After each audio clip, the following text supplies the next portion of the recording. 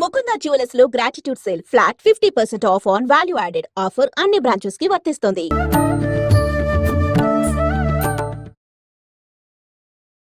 నమస్కారం, welcome to I dream. ధర్మ మార్గం విత్ విజిత కార్యక్రమానికి స్వాగతం.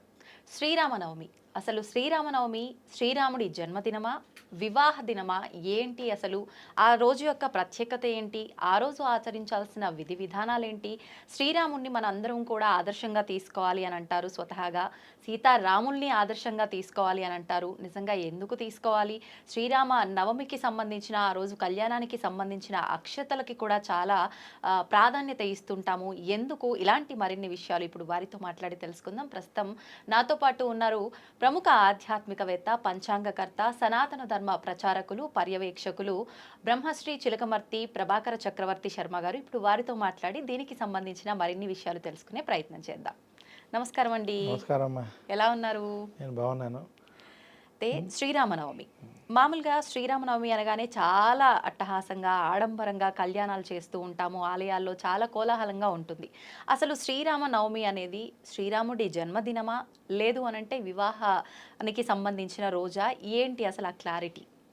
చాలా చక్కటి ప్రశ్న అండి ఇది. ముఖ్యంగా ముందుగా ప్రేక్షకులందరికీ కూడా శ్రీరామనవమి శుభాకాంక్షలు. మనకి చైత్రమాస శుక్లపక్ష నవమి శ్రీరామనవమి. రామాయణం ప్రకారం, జ్యోతిష్శాస్త్ర ప్రకారం శ్రీరామనవమికి మనకు అసలు మూడిటితో ముడిపడి ఉన్నటువంటి ప్రత్యేకత ఉంటుంది. ఏంటండి అవి? ఆ మూడు చెప్తాను. అయితే దానికన్నా ముందు మన జ్యోతిష్శాస్త్రం ఎంత నిజమైనది, మన సనాతన ధర్మంలో జ్యోతిష్శాస్త్రం ఎప్పటి నుంచి ఉన్నది అని స్పష్టంగా మనకు చెప్పేటువంటి గ్రంథాల్లో రామాయణం ఒకటి. ఎందుకంటే రామచంద్రమూర్తి శ్రీరామనవమి రోజు, అంటే చైత్రమాస శుక్లపక్ష నవమి తిథి రోజు, అంటే అప్పటి నుంచే జ్యోతిష్యం ఇవన్నీ ఉన్నాయి. కర్కాటక రాశి, కర్కాటక లగ్నంలో గురు చంద్రుడు రెండు ఉచ్చలో ఉండగా, అంటే చంద్రుడికి కర్కాటకం స్వక్షేత్రం, బృహస్పతి ఉచ్చక్షేత్రం, గురు చంద్రులు గజకేసరి యోగం ఉండడం, కలత్రంలో 7వ ఇంట్లో మకరంలో కుజుడు ఉచ్చలో ఉండడం, రవి బుధులు మేషంలో ఉచ్చలో ఉండడం, అంటే బుధాదిత్య యోగం ఉంది కాబట్టి ఆయన ధర్మాత్ముడు, ధర్మం మీద నడిచినటువంటి రామచంద్రమూర్తికి బుధాదిత్య యోగం దశమంలో ఉండడం, భాగ్యంలో మీనంలో శుక్రుడు ఉచ్చలో ఉండడం, శుక్రుడు మీనంలో ఉచ్చలో ఉండడం కాబట్టి ఆయన రాజుగా జన్మించడం. ఇవన్నీ కూడా మన జ్యోతిష్యంలో ఉన్నటువంటి విషయాలు, అనేక విషయాలు రాముల వారి యొక్క జననానికి సంబంధించినటువంటి జాతక చక్రం రామాయణం ద్వారా మనకు తెలుస్తుంది. అవునండి. ఇదే కాకుండా మనకి ముఖ్యంగా శ్రీరామనవమి రోజు 3 విషయాలు అనుకున్నాం. ఒకటి, రాముల వారి జననం. అందుకనే అయోధ్యలో బాలరాముణ్ణి చూడాలని ఎందుకు అంటారు? మనకి శ్రీరామనవమి రోజు ఉదయం మనం బాలరాముణ్ణి మనం అక్కడ అయోధ్యకి సంబంధించినటువంటి విషయంలో చూడడం, మధ్యాహ్నం రాముల వారికి కళ్యాణం చేస్తాం. అభిజిత్ కాలంలో మిట్ట మధ్యాహ్నం 12ంటికి మనకి అభిజిత్ కాలం ఉండగా కళ్యాణం చేసినట్టుగా, కళ్యాణం జరిగినట్టుగా రామాయణం చెప్తుంది. అలా అభిజిత్ కాలంలో కళ్యాణం రెండో విషయం మనకి. ఒకటి రాముల వారి జననం, 2 కళ్యాణం, 3వది పట్టాభిషేకం. శ్రీరాముడికి పట్టాభిషేకం జరిగినటువంటి రోజు సాయంత్రం పూట పట్టాభిషేకం కూడా చేస్తారు. ఈ 3 విషయాలు శ్రీరామనవమి రోజు చేయాలి.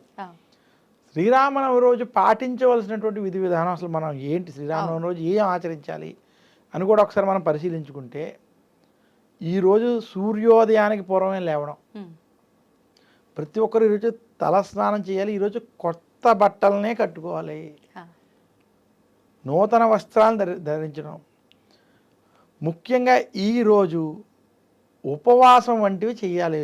ఈరోజు అసలు శ్రీరామనవమి రోజు అన్నం ముట్టుకోకూడదని శాస్త్రం. ఈరోజు ఉపవాసం చేయడం చాలా మంచిది. ఎవరైనా ఉపవాసం చేయలేనటువంటి వారు, లేదా ఉపవాసం చేసేటువంటి వారు కూడా భగవంతుడికి నివేదన చేసినటువంటి ప్రసాదాన్ని, అంటే పానకం, వడపప్పు వంటివి నివేదన చేసినటువంటి స్వీకరించుకోవచ్చు. అది చేసుకుంటూ ఆవాసం చేయాలి. ఇది కాకుండా శ్రీరామనవమి రోజు ఉదయం బాలరాముణ్ణి పూజించాలి. ఈరోజు రామాయణం వంటివి, బాలకాండం వంటివి చదువుకోవాలి. ఈరోజు రామాయణం, బాలకాండ, కిష్కింధకాండ వంటివి చదువుకోవడం, అలాగే సీతారామాంజనేయ సంవాదం వంటి గ్రంథాలు చదువుకోవడం, అలాగే ముఖ్యంగా రామచంద్రమూర్తికి సంబంధించినటువంటి అష్టోత్తర శతనామాలు, సీతమ్మవారికి సంబంధించినటువంటి అష్టోత్తర శతనామాలు వంటివి చదువుకోవడం, ఆంజనేయ స్వామికి చదువుకోవడం, ఇలాంటివి ఈరోజు ఆచరించడం, రాముల వారికి సంబంధించినటువంటి స్తోత్రాలు, అలాగే అనేక మంది ఈరోజు శ్రీరామ జపం, శ్రీరామనామాలు రాసుకోవడం వంటివి ఇటువంటివి కనుక ఈరోజు ఆచరించినట్లయితే రాముల వారి యొక్క అనుగ్రహం మనకి లభిస్తుంది. ఎందుకు మనకి సంవత్సరం మొత్తంలో మొట్టమొదటి మాసం చైత్రమాసం. చైత్రమాసంలో ఉగాది తర్వాత దైవపరంగా వచ్చేటువంటి పండగలో మొట్టమొదటి పండగ శ్రీరామనవమి పండుగ, రాముల వారి పండుగ. ఎప్పుడండి ఇది? ఏప్రిల్ 6న 8? మనకి ఏప్రిల్ డేట్ గుర్తులేదు, మీరు రాయండి. ఇది చైత్రమాసంలో చైత్రమాస శుక్లపక్ష నవమి తిథి మనకి, అంటే ఉగాది అయిన వెంటనే వస్తుంది. ఇదే కాకుండా చైత్రమాసంలో మొదటి 9 రోజులు కూడా మనం చైత్ర నవరాత్రులు చేస్తారు. ఉత్తర భారతంలో అమ్మవారిని పూజిస్తారు. ఈ 9 రోజులు కటిగా ఉపవాసం చేస్తారు చైత్రమాసంలో. ఎందుకు? యమధర్మరాజు కోరలు 2 సార్లు బయటకు ఉంటాయి. ఒకటి ఆశ్వయుజ మాస శుక్లపక్ష పాడ్యమి నుండి దశమి వరకు, నవమి వరకు ఉన్నటువంటి దేవీ నవరాత్రులు, శరన్నవరాత్రుల్లో 9 రోజులు. అలాగే మనకి చైత్రమాస శుక్లపక్ష పాడ్యమి నుండి నవమి వరకు ఈ 9 రోజులు. అందులో మన దక్షిణ భారతంలో శ్రీరామనవమి రోజు కూడా, అందుకనే ఈ రోజు ప్రత్యేకంగా ఉపవాసం చేస్తారు. దానివల్ల ఆరోగ్యం ఇదవుతుంది. ముఖ్యంగా ఈ సమయంలో వాతావరణ మార్పు చేత ఈ ఉపవాసాలు వంటివి చేయడం వల్ల ఆరోగ్యం బాగుంటుందని కూడా ఆయుర్వేదం చెప్తూ ఉంటుంది. ఈ రకంగా చైత్రమాసంలో శ్రీరామనవమి రోజు ఇటువంటి నియమాలు పాటించాలి. ఇంకా ఈరోజు బాలరాముని దర్శించుకోవడం, ముఖ్యంగా భద్రాచలం వంటి క్షేత్రాల్లో ఎక్కడైతే కళ్యాణం వంటివి చేస్తారో ఆ క్షేత్రంలో మీరు ఏదో రకంగా ఆ క్షేత్రంలో కళ్యాణాన్ని చూడడం, లేదా మీ స్వగృహమునందు కానీ ఆలయాల్లో కానీ ఏదైనా మండపాల్లో కానీ రాముల వారి కళ్యాణం చేస్తే అందులో పాలు పంచుకోవడం, అందులో మీకు తోచినటువంటి సహాయం చేయడం, ఆ కళ్యాణాన్ని చేసుకోవడం చేత, కళ్యాణం చేసి ఆ అక్షంతలు తీసుకుని జల్లుకోవడం చేత రామచంద్రమూర్తి యొక్క అనుగ్రహం కలుగుతుంది. జ్యోతిష్ శాస్త్ర ప్రకారం కూడా కొన్ని విషయాలు ఎందుకు చెప్పాలంటే, ఎవరికైనా జాతకంలో కుజదోషం ఉన్నా, కాలసర్పదోషం ఉన్నా, రాహుకేతు సమస్యలు ఉన్నా, లేదా ఇంట్లో భార్యాభర్తల మధ్య అన్యోన్యత లేకపోయినా, కుటుంబంలో ఏదో ఒక మానసిక అశాంతి ఉన్నా, అటువంటి వారు కనుక శ్రీరామనవమి రోజు కనుక రాముల వారి కళ్యాణం చేసుకుని రామాయణం వంటివి కనుక పారాయణం చేస్తే వారికి ఉన్నటువంటి ఆ దోషాలు, ఇబ్బందులు తొలగుతాయి. మనం ఏ దోషాలు ఉన్నా దానికి పెద్ద పెద్ద పరిహారాలు చేయగల, కానీ మనకి ఇచ్చినటువంటి కొన్ని ముఖ్యమైన రోజులు శ్రీరామనవమి, సుబ్రహ్మణ్య షష్ఠి, నాగపంచమి, దేవీ నవరాత్రులు, శ్రావణ మంగళగౌరి వ్రతాలు, ఇలాంటివి ధనపరమైనటువంటి సమస్యలుంటే దీపావళి, అలాగే మార్గశిర లక్ష్మీ వ్రతాలు, శ్రావణ శుక్రవారాలు, లేదా ఎవరికైనా పితృదేవతలకు సంబంధించినటువంటి ఇబ్బందులు ఉంటే మనకి భాద్రపద మాసం, భాద్రపద కృష్ణపక్షంలో పితృపక్షాలు, మహాలయ అమావాస్య, ఇటువంటివి మన పెద్దలు ఇచ్చినటువంటివి ఇవి కనుక పాటించినట్లయితే వారికి ఉన్నటువంటి దోషాలు తొలగిపోతాయి. మనమేమి కొత్తగా వీటి మీద ఆచరించి వీటి మీద చేయాల్సిన పని లేదు. అలా శ్రీరామనవమి రోజు కనుక రాముల వారి కళ్యాణం, రాముల వారి యొక్క దర్శనం వంటివి చేయడం చేత వారికి ఉన్నటువంటి గ్రహ దోషాలు తొలగి శుభ ఫలితాలు కలుగుతాయి. అయితే ఒక చిన్న డౌట్ అండి, అంటే ఇది అడగొచ్చో లేదో, కరెక్ట్ అడుగుతున్నానో లేదో తెలియదు కానీ నాకు అడగాలనిపించింది. మామూలుగా వివాహాలు ముహూర్తాలు పెట్టేటప్పుడు మనకు నవమి రోజున ఎక్కువగా ప్రాధాన్యత అనేది ఇవ్వరు అని నాకు అనిపిస్తుంది. ప్రత్యేకించి మరి శ్రీరాముల వారికి నవమి రోజునే వివాహం ముహూర్తం పెట్టడము, అది కూడా పెద్దలు చెప్తూ ఉంటారు, సరి సంఖ్య సమయంలో బయటికి కూడా వెళ్ళటానికి వీల్లేదు, అంటే మిట్ట మధ్యాహ్నం 12 గంటలకి 1 నిమిషం అటో ఇటుగా వెళ్ళాలి అని చెప్పి అంటుంటారు కదా. అలాంటిది మరి కరెక్ట్గా 12 గంటలకి స్వామివారి వివాహానికే ముహూర్తం పెట్టడము, ఇదంతా దీని వెనకాల ఆంతర్యం ఏదైనా చూడండి. ముందుగా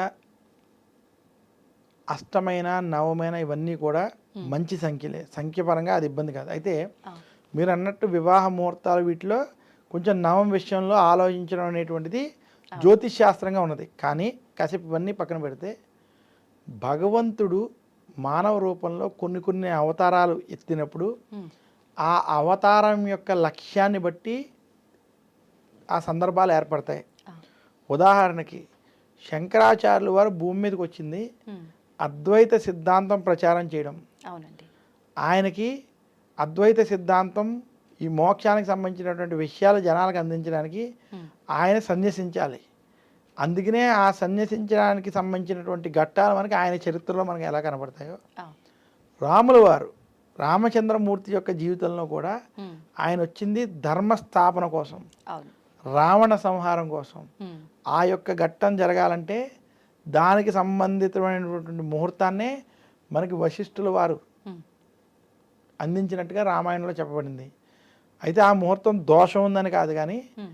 ఆ ముహూర్త ప్రభావమే ధర్మస్థాపనకు మూలం జరిగింది. ఓకే. అందువల్ల ఇదేం లేదు, నవమి రోజు కూడా ఉమ్. మంచి ముహూర్తం ఉంటే వివాహం ఆచరించుకోవచ్చు, దాంట్లో దోషం లేదు. ఉదాహరణకి ఓకే. తిథిం ఏకగుణం ప్రోక్తం, వారం సప్తగుణాత్మకం, నక్షత్రం సహస్రగుణాత్మకం, లగ్నం లక్ష గుణాత్మకం. ఉమ్. తిథికి 1% అన్నారు, వారానికి 7% అన్నారు, నక్షత్రానికి 100% అన్నారు, ఉమ్. లగ్నానికి 1,00,000% అన్నారు. అంటే ఆ.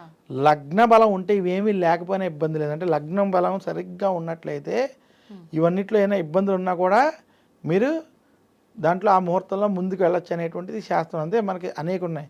మనకి ఏకవింశతి మహాదోషాలను ఉంటాయి. ఆ. ఆ దోషాలు లేకుండా మనం ముహూర్తం పెట్టడం అనేది సాధ్యపడదు. ఆ దోషాలు ఏం లేకుండా ఏదైనా ముహూర్తం పెట్టాలంటే మీకు 4 ఏళ్ళకి ఒక ముహూర్తం అనేది వస్తుందేమో అని మనం వచ్చేటువంటి పరిస్థితులు ఉంటాయి. అయితే ఉమ్. పెద్ద పెద్ద మహర్షులు ఇచ్చినటువంటి ముహూర్తాల్లో దోషాలు ఉండవు. ఉమ్. అయితే ఏంటంటే మనం అనేక కోణాల్లో మనం దాన్ని దృష్టిలో పెట్టుకుని వెళ్ళాలి. ఓకే. ఇక నవమి రోజైనా ఇందాక నేను చెప్పినటువంటి సూత్ర ప్రకారం సరైన లగ్న బలం ఉండి సరైనటువంటి స్థితులు ఉంటే చేసుకోవచ్చు. ఉమ్. చాలామంది తారాబలం అని కూడా మీరు వింటారు. ఓకే. అదే ముహూర్తంలో తారాబలం చూస్తారు. అసలు నన్ను అడిగితే చాలా సందర్భాల్లో తారాబలంతో పని లేదు. ఎందుకంటే ఉమ్. శుక్లపక్ష పంచమి నుండి కృష్ణపక్ష పంచమి వరకు చంద్రబలం ఉంటే ఆ చంద్రుడు కనుక ముహూర్తంలో ఉమ్. శత్రుస్థానంలో కానీ అంటే 6, 8 స్థానాల్లో, అష్టమ స్థానంలో, షష్టాష్టకాల్లో లేకపోతే తారాబలంతో పని లేదు. ఉమ్. అలాగే చంద్రుడు అంటే కృష్ణపక్షంలో కనుక ఉండి చంద్రబలం లేకపోతే అప్పుడు మీకు ఖచ్చితంగా తారాబలం చూసుకోవాలి. ఉమ్. ఇలాంటి అనేక విషయాలు ముహూర్తంలో మనం చూసుకోవాలి. దీంట్లో ఇలాంటి విషయాలని పెద్దలు అనేక సందర్భాల్లో పాటిస్తూ ఉంటారు. ఆ ముహూర్తాలు చూసి అటువంటివన్నీ కనుక మనకు చేసుకున్నట్లయితే అవి ఖచ్చితంగా సత్ఫలితాలు ఇస్తాయి. సంతోషం అండి. చాలా చక్కగా వివరించారు శ్రీరామనవమి విశిష్టతని. నిజంగా రాముల వారిని మనం ఎందుకు ఆదర్శంగా తీసుకోవాలి, చాలా మందిలో ఈ నవమికి సంబంధించిన ఈ ముహూర్త బలము, ఈ సందేహాలు చాలా మందిలో ఉన్నాయి. అవన్నీ కూడా చక్కగా నివృత్తి చేశారండి. ధన్యవాదాలు. జై శ్రీరామ్. జై శ్రీరామ్.